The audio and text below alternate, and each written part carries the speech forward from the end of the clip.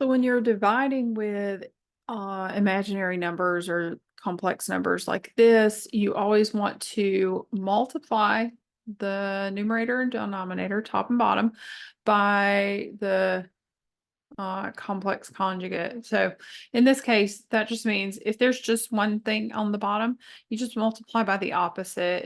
Instead of negative 10i, you'll multiply the top and bottom by positive 10i, because essentially you don't want to have an imaginary number in the denominator. It's not considered simplified, and that's the whole point, right? So to do this, we're just going to multiply. We're going to be doing like distributive property, kind of working backwards. So 10i times 6, that's 60i. And then 10i times negative 6i. So 10 times negative 6, that's negative 60.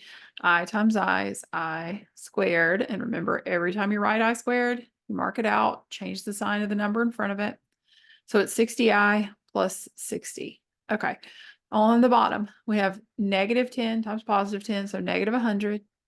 I times I is I squared. Mark out I squared, change the sign.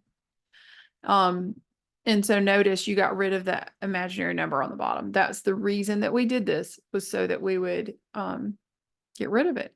Yeah. So now it's a matter of simplifying the fraction here. So think about 60 over 100. That's like 6 times 10 over 10 times 10, right? So the 10s would cancel, and 6 is like 2 times 3, and 10 is like 2 times 5, and you can mark out the 2's. So this all simplifies down to 3/5. So think about that it's going to be 3i plus 3 over 5. So if I blow your mind with that, like this 60i over 100 reduces to 3/5, and there's an I on that.